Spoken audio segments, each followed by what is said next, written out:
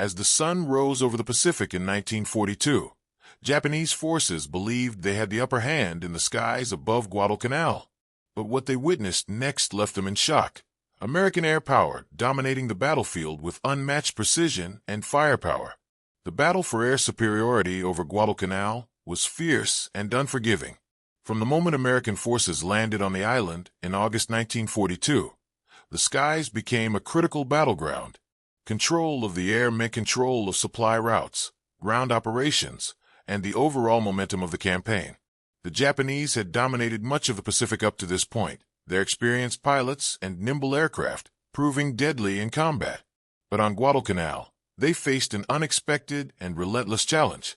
From the very first encounters, Japanese aviators quickly realized that the Americans were no longer the inferior force they had once dismissed. The U.S. Navy and Marine Corps pilots, though initially outmatched in some aspects, brought with them a level of determination and adaptability that the Japanese had not anticipated. Dogfights erupted daily over the island, filling the sky with the roar of engines, the crack of machine gun fire, and the trails of smoke from downed aircraft. The Japanese Zero, long considered the most agile fighter in the Pacific, met its match in the rugged and heavily armed F-4F Wildcat. Though not as maneuverable, the Wildcat could take significant damage and still keep flying, giving American pilots a crucial edge in prolonged engagements. One of the key factors that shocked the Japanese was the Americans' ability to sustain operations despite heavy losses. Unlike Japan, which struggled to replace its most skilled pilots, the United States had a steady pipeline of trained aviators coming from rigorous flight schools. Every American pilot lost in combat was soon replaced, while Japan's pool of experienced airmen dwindled with each battle. This difference became evident as the weeks dragged on, with Japanese squadrons slowly losing their veteran pilots, while fresh American replacements continued to pour in. Tactics also played a major role in shifting the balance. At first, the Japanese relied on their traditional hit-and-run attacks, which had worked well earlier in the war. They would launch surprise raids on American positions, then disengage before suffering major losses. But the U.S. forces quickly adapted, setting up air patrols that intercepted incoming enemy formations before they could strike. The introduction of radar gave the Americans a significant advantage, allowing them to detect enemy aircraft long before they reached their targets. Japanese pilots, who had been accustomed to launching attacks with the element of surprise, now found themselves ambushed mid-flight. Another shocking development for the Japanese was the growing effectiveness of coordinated American air and ground operations. Unlike previous battles where air power had been used primarily for independent strikes, the campaign over Guadalcanal saw a new level of integration between air and land forces. American aircraft not only engaged enemy planes, but also provided close air support for troops on the ground, bombed Japanese positions, and disrupted supply lines. Every successful American air mission weakened the enemy's ability to hold onto Guadalcanal, creating a domino effect that made it harder for Japan to maintain its foothold. Perhaps the most devastating blow came from the relentless bombing raids on Henderson Field. This airstrip, captured early in the campaign by U.S. forces, became the centerpiece of American air operations in the region. Japanese commanders had underestimated how quickly the Americans could turn a captured airfield into a fully operational base. With a steady influx of aircraft, fuel, and ammunition, the U.S. used Henderson Field as a launching point for near-constant attacks against Japanese ships, reinforcements, and supply convoys. Every attempt by Japan to retake the airfield was met with overwhelming resistance. The battle took a heavy toll on Japanese morale. Pilots who had once been confident in their superiority now found themselves struggling to keep up with the Americans. Their aircraft, once considered unbeatable, were falling in greater numbers. The psychological impact was undeniable. Some Japanese pilots began to realize that their nation's air dominance was slipping away. Reports from the front lines described a growing sense of frustration among Japanese commanders, who could not understand how their once invincible squadrons were now suffering defeat after defeat. As the weeks passed, it became clear that Japan was fighting a losing battle. The skies over Guadalcanal, once contested with brutal intensity, slowly began to tilt in favor of the Americans. The Japanese had underestimated not only the resilience of their enemy, but also the rapid advancements in tactics and technology that the U.S. had been implementing. Each failed mission, each down zero, and each lost veteran pilot further cemented the reality that the days of Japanese air superiority were coming to an end. By the time the Japanese High Command finally ordered a withdrawal from Guadalcanal, the damage had already been done. What had started as a confident offensive had turned into a desperate struggle for survival. The battle for air superiority had not only determined the outcome of Guadalcanal, but had also marked a turning point in the Pacific War. From that moment on, the Japanese would no longer hold the same level of dominance in the skies. Instead, it was the Americans who would take the fight to them, pushing forward with a momentum that would carry them all the way to the shores of Japan itself. The turning point in the air war over Guadalcanal was not just about numbers, but also about the evolving capabilities of American aircraft and the skill of the pilots who flew them. As the battle raged on, the Japanese realized that their once dominant Mitsubishi A6M0 was no longer the invincible fighter it had been at the war's outset. While it was fast and incredibly maneuverable, it lacked the armor and durability needed for prolonged engagements. American pilots soon exploited this weakness, learning that their rugged F-4F Wildcats could take multiple hits and still return to base, while a single well-placed burst of machine gun fire could bring down a zero in seconds. More advanced aircraft began arriving at the front lines, and they quickly changed the course of the battle. The Lockheed P-38 Lightning, with its twin-engine design and heavy armament, became a nightmare for Japanese pilots. Capable of flying at high speeds and reaching greater altitudes than the Zero, it gave American forces a decisive edge.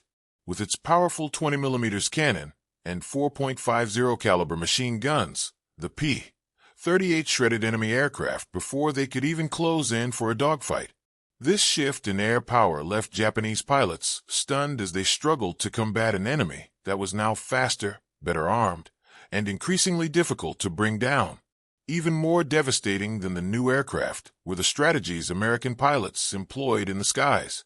Unlike their Japanese counterparts, who relied heavily on aggressive, high-speed attacks and superior dogfighting skills, U.S. pilots began working in coordinated teams.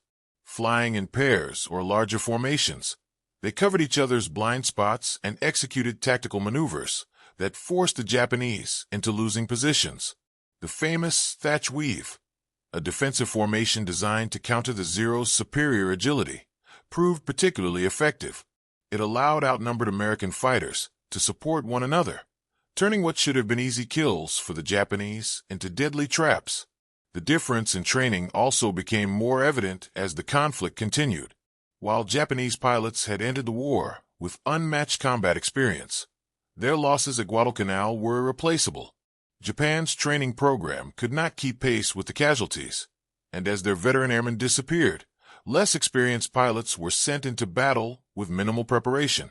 In contrast, the United States had ramped up its flight schools, ensuring a steady supply of new, well-trained aviators who arrived with knowledge of the latest tactics and a fresh perspective on aerial combat. Each American pilot who took off from Henderson Field carried the lessons of those who had fought before him, adapting and improving with each engagement. Another factor that caught the Japanese off guard was the relentless tempo of American air operations. The U.S. had a nearly unbroken supply chain of fuel, ammunition, and aircraft, ensuring that its pilots could fly mission after mission without pause. The Japanese, however, struggled to keep up. Their logistics were stretched thin, with supply convoys frequently intercepted and destroyed by American air and naval forces. Without the necessary resources to maintain a consistent presence in the sky, Japan found itself increasingly on the defensive. The psychological toll of these defeats was immense. Japanese pilots who had once entered combat with unwavering confidence now faced an enemy that was not only holding its ground, but also pushing back with overwhelming force. Missions that had once been routine now felt like desperate gambles, with fewer and fewer pilots returning home after each engagement. Many Japanese airmen began to realize that their odds of survival were dwindling, and as morale plummeted, so did their effectiveness in combat. American dominance was further solidified by the integration of naval and aerial power. The aircraft carriers USS Enterprise and USS Saratoga played a crucial role, launching fighters and bombers that struck Japanese positions with relentless precision. The coordination between carrier-based and land-based aircraft ensured that American forces maintained air superiority at all times. Even when the Japanese attempted to reinforce their positions, waves of American bombers crippled their supply lines, making sustained operations nearly impossible. The growing disparity in air power was undeniable. By late 1942, Japan was losing more planes than it could replace, while the United States was producing aircraft at an unprecedented rate.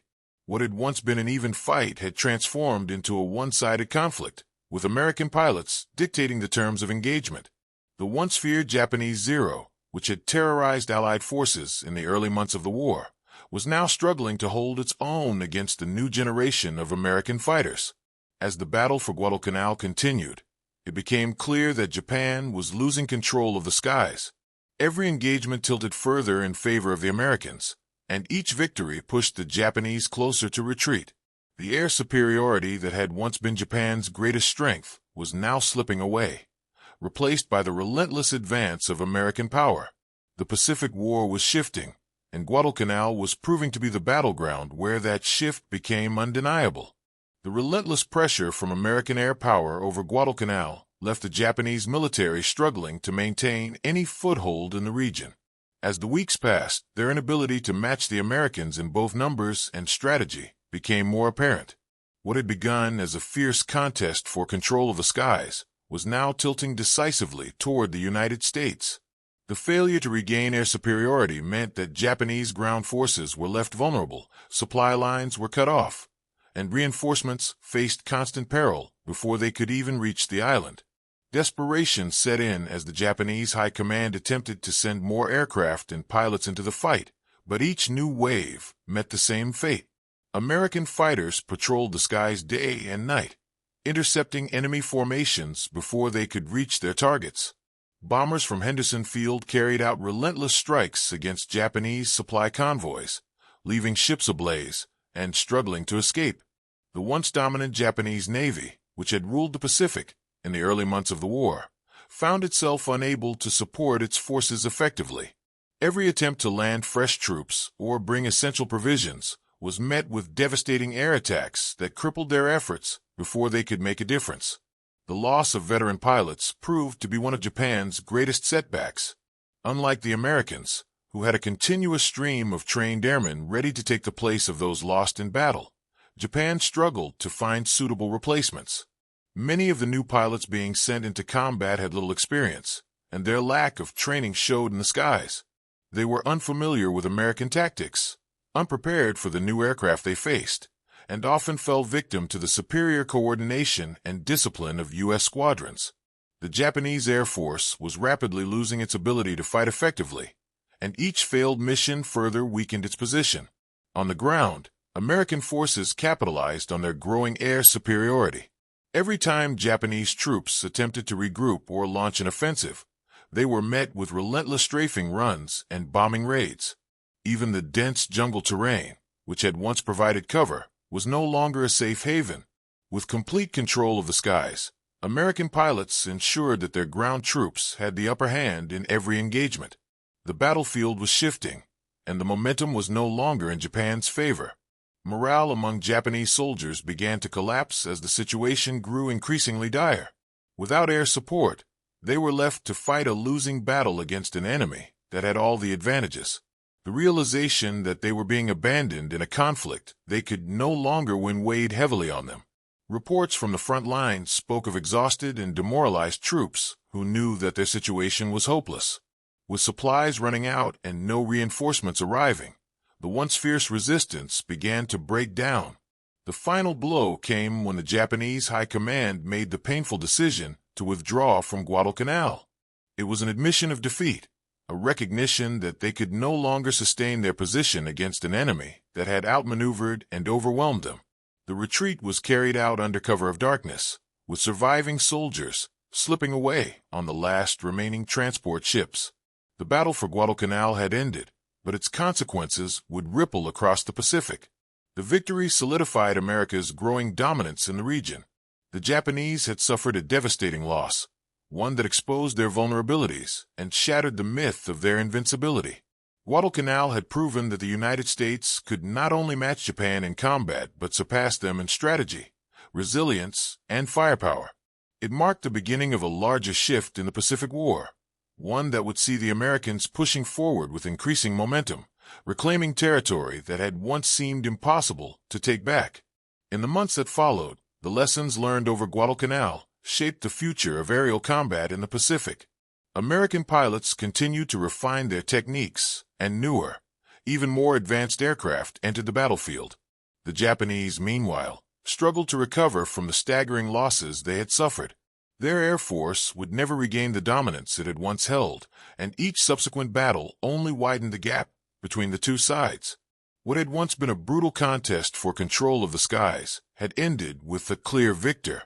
The Japanese had underestimated the resolve and capabilities of their enemy, and in doing so, they had lost not just a battle, but the strategic advantage they had relied on for so long.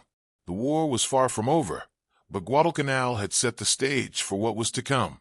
The tide had turned, and from that moment on, the Pacific would belong to the Americans.